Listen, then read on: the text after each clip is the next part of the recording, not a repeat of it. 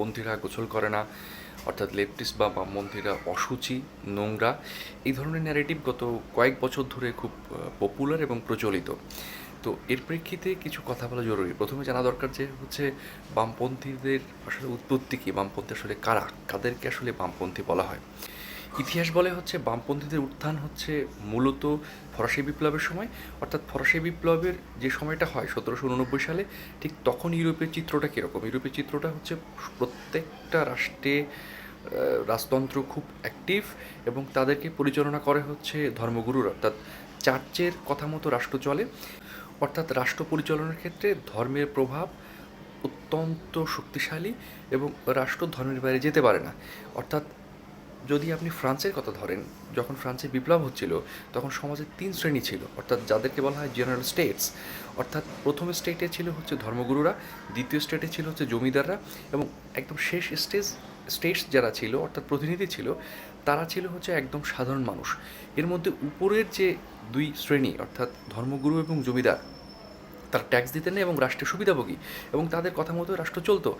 এই যে সমাজে বৈষম্য, একটা সাম্যবাদ প্রতিষ্ঠা, সেটা করবার জন্যই তো ফরাসি বিপ্লব।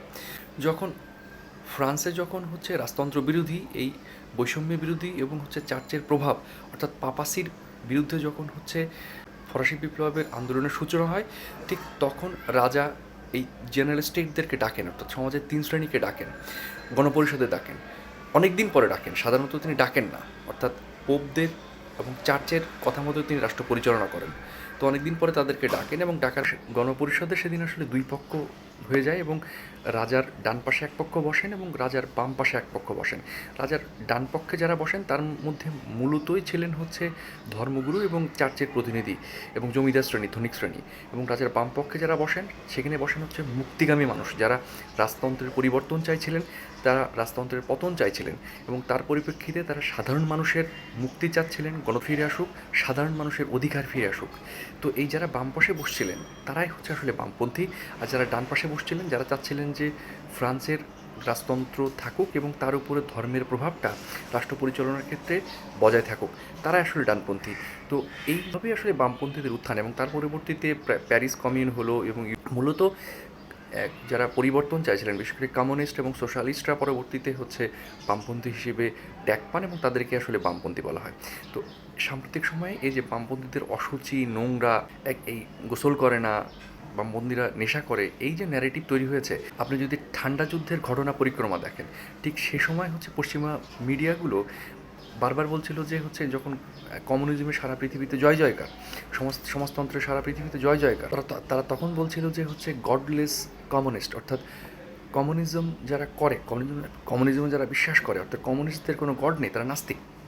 এবং সমস্ত পৃথিবীতে কমিউনিস্টদের বিরুদ্ধে পশ্চিমা মিডিয়ার, অর্থাৎ ধনতান্ত্রিক পৃথিবীর যে নিয়ন্ত্রণ সমস্ত পৃথিবীর উপরে, সেটা প্রতিষ্ঠা করবার জন্যে মার্কিন যুক্তরাষ্ট্রের পক্ষ থেকে এটা ইচ্ছাকৃতভাবে সমস্ত পৃথিবীতে এই ধরনের বার্তা ছড়ানো হয়, একটা প্রপাগান্ডা ছড়ানো হয় যে কমিউনিস্ট যারা বিশ্বাস করে, যারা কমিউনিজমে বিশ্বাস করে, তাদের আসলে গড বলে কিছু নয়, তারা নাস্তিক।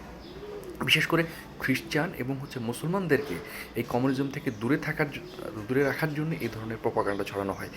অথচ বামপন্থীদের যে দার্শনিক ভিত্তির কথা বললাম, যে ঐতিহাসিক ভিত্তির কথা বললাম, সেক্ষেত্রে কোনো ধরনের নাস্তিকতার এবং গোসল করা বা না করার কোনো সম্পর্ক নেই। এবং একইভাবে এখন যে ন্যারেটিভ ছড়ানো হচ্ছে, এর একটা উদ্দেশ্য আছে। এর উদ্দেশ্য হচ্ছে বামপন্থীদের ইন্টেলেকচুয়ালিটি, অর্থাৎ কম্পারেটিভ যে জ্ঞান বুদ্ধি, সেটা অন্যান্যদের তুলনায় নিঃসন্দেহে হচ্ছে ঈর্ষণীয়, সেটাকে খাটো করবার জন্য, অর্থাৎ যুক্তিতে হেরে গিয়ে, আপনি যখন যুক্তিতে পারছেন না, তখন এই ধরনের